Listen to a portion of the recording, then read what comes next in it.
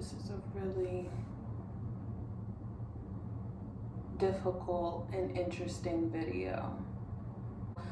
This is my first documented my PTSD journal, and what I'm doing to cope with PTSD. Starting the conversation is the first step. I feel like once we start the conversation, then we can identify, address, and move forward. I was diagnosed with complex PTSD, and for those who do not know what that is, complex PTSD is long-lasting effects of trauma, and that trauma usually lasts from months to years, over and over, not just one single solitary event like a car crash. It has long-lasting effects on the amygdala, it has long-lasting effects on the hippocampus, it has long-lasting effects on the prefrontal cortex, and those are all things that contribute to how you emotionally regulate and your memories and just how you view yourself. All of those things are super critical. Some of the symptoms include having nightmares, flashbacks, avoiding certain situations, hyperarousal, lack of emotional regulation, and the list goes on and on.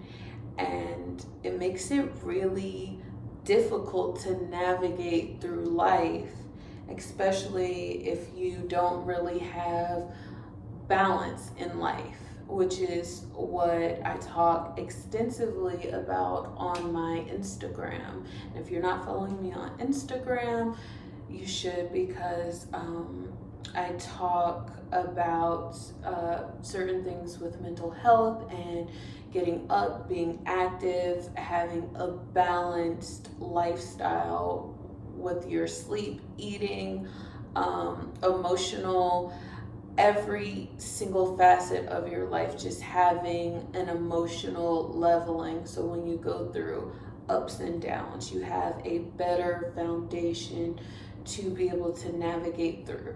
That is super important, and honestly, it's the only thing that's keeping me going right now. And I have to admit that, like, my daily routine and just loved ones and people who care about me, and the fact that I care about myself, is helping me stay afloat and maintain a good, healthy mental standing. I'm currently not on any medication, nor do I want to be, and that's okay. If you choose to cope with your anxiety or PTSD with medication, that's fine. But I personally, in my journey, choose not to use any medications, anything pharmaceutical put into my body, and I'm managing day by day, moment by moment. I get sad, I get overwhelmed, I have anxiety, and I manage it. I don't necessarily make excuses for myself. I like to talk about it with someone who I feel safe with, and I like to navigate through instead of pushing down now, which I was so accustomed to just pushing down, stuffing my feelings, not feeling like I was in a safe environment to talk to someone. But now I'm at a place where I feel safe with my emotions and just doing small things to manage and cope.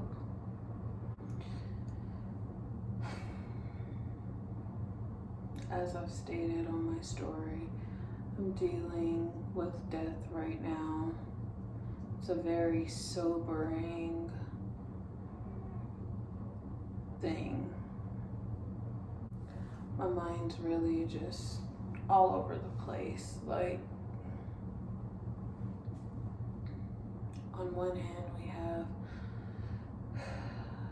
a seemingly never-ending pandemic.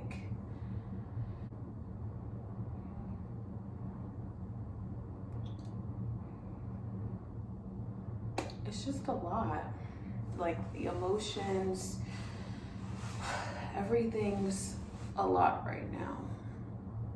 And I guess that's indicative to my emotional state. Like, I really feel surface level, just calm and eager to get through this. And this meaning the emotions that come with the change of losing someone, because it's ultimately a main factor of why it's so upsetting. The change, the fact that they're no longer here to be in our lives, to be what they represented. It's just, they're gone. And it's like, when I think about it, it's like I can't mentally put together the thought of my dad being dead. I am no stranger to dealing with close death. My mother died in 2009, tragically, and I've always been healing from that ever since. Like, the circumstances surrounding her death and before her death, it was just tragic thing after tragic thing. And that brings me to PTSD. My mother was hit by a train in 2008 in May. And how I found out, it was nothing short of just overwhelming. I found out while I was in middle school, high school, one of them, and it was extremely traumatic. And it's just like one of the most randomest things, your mom getting hit by a train and surviving. It's still difficult to process that even, and it was just so long ago. 2008 was almost, 12 years. No, 13 years. It was 13 years ago. And it's still very impactful in my life. So I said that to say, she got hit in 2008. She died May 2009. On May 6th, a couple days before Mother's Day and 10 days before her birthday. So it was just, and 6 days after my 16th birthday. So it was just a lot going on. So as a, again, 16-year-old girl, like, with no real outlets, it really hit me hard. I didn't have any healthy coping mechanisms. I didn't have anybody who I felt like I could talk to and really open up to. So it got stuffed down, as it does with everybody who endures trauma on a daily basis, and just stuffs it down because life moves on. But at the same time, those things have to be dealt with, and I didn't do that. So dealing with this death of my dad suddenly has really took the wind out of my sails. Like, I really don't want to say that because I'm I have this persona of happiness and uplifting, and I am very much that, but I'm also very sad and very hurt. And my kitty's here to comfort me, but I'm really, really hurt. That's the initial emotion in this. Thank you, baby. I am hurting because I didn't get to talk to him before. The way he died was of sepsis, and he was in a delirious state when brought to the hospital, and instantly he was put into a coma to perform surgery because he had to have his leg amputated. And as I stated, my mother, who was hit by the train, also had her leg amputated due to where she was hit. She was hit and it cut her leg off from the thigh down.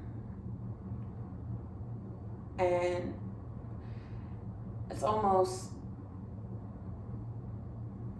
scary or coincidental that my dad had to have the same leg amputated.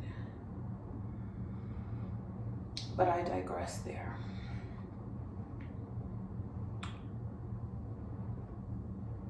The PTSD that I feel right now is just,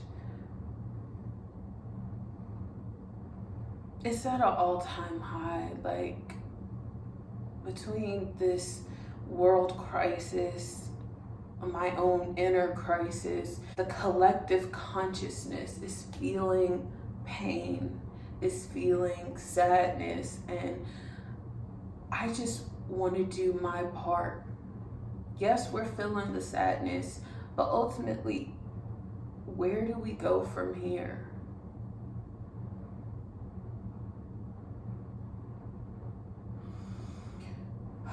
My only choice is to get up.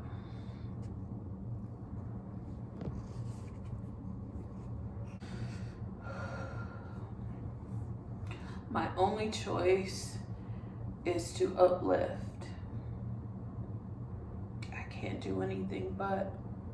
I feel like just looking objectively, that's ultimately what we're marching to, is death. So in my head of many thoughts, I'm like, what is my legacy gonna be? Like, I feel like now both my parents are dead. Who's next? Between me and my sister and, the members of the immediate family, who's next? And if it's me, what have I contributed? And I don't feel that my worth is just what I can contribute. I feel like, what impact can I do while I'm here? Because in the year 3048, we're all just a faint memory that no one remembers, no one recalls.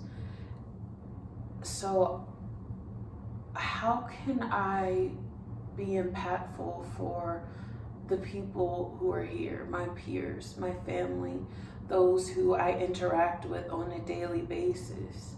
What are things that I can do to make everyone else's stay here as pleasant as I want mine to be? And I don't know if that's wishful thinking or just a childlike wanderlust that I've never really got rid of.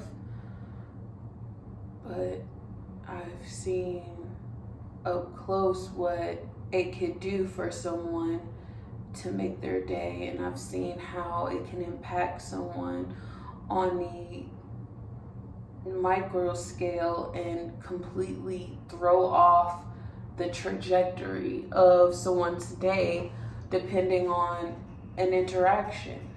So I'm like on this spider web that is life and interactions and meetings and all of this. What can I contribute to helping someone? And honestly, making this video is one of them, because I've never really opened up with my struggle with PTSD until today. And I feel inclined to, because before my dad died, he confided in me and my sister that he too was struggling through PTSD. And I'm not really sure as far as the epigenetics of nature versus nurture, what's passed through DNA and just being the product of your surroundings, but it's very rampant where I am.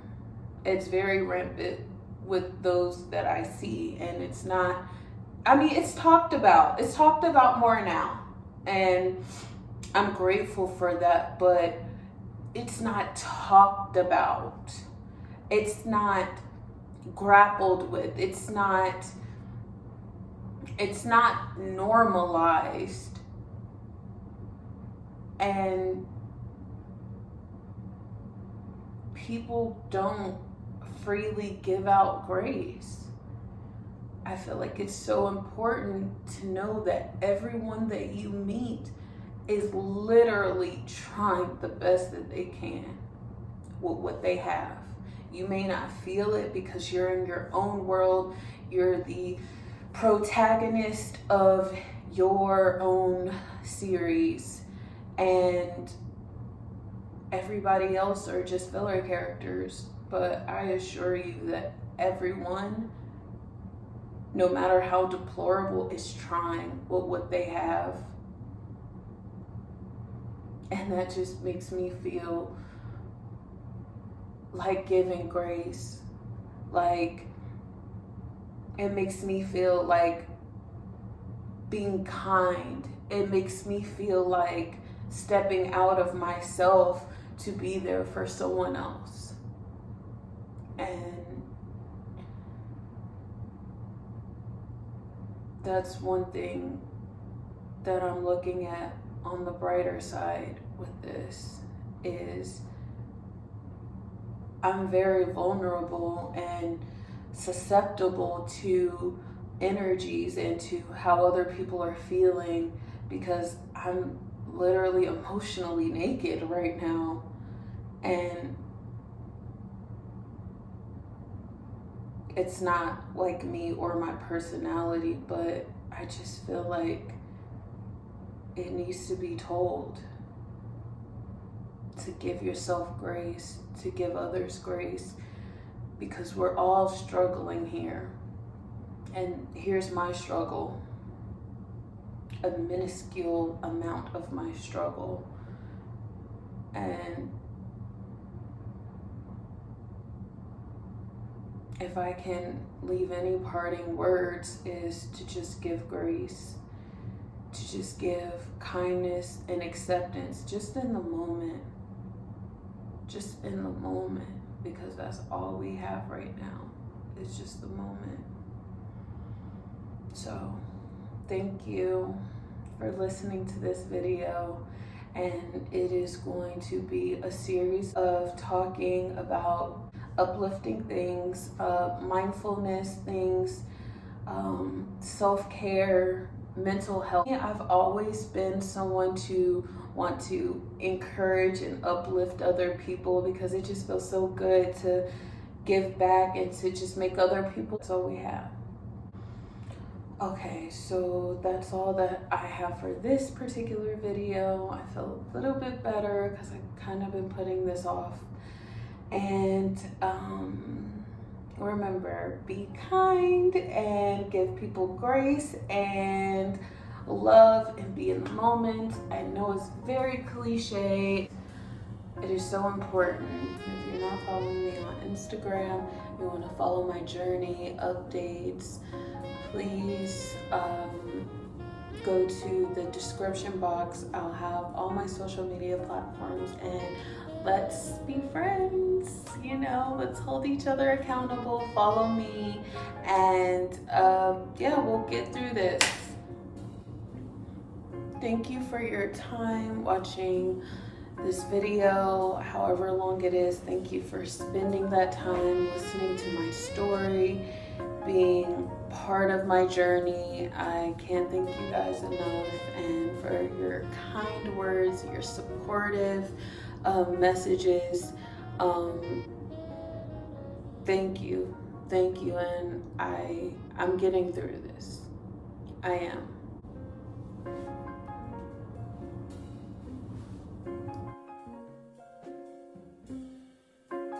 It is so important to be in the moment. It really is.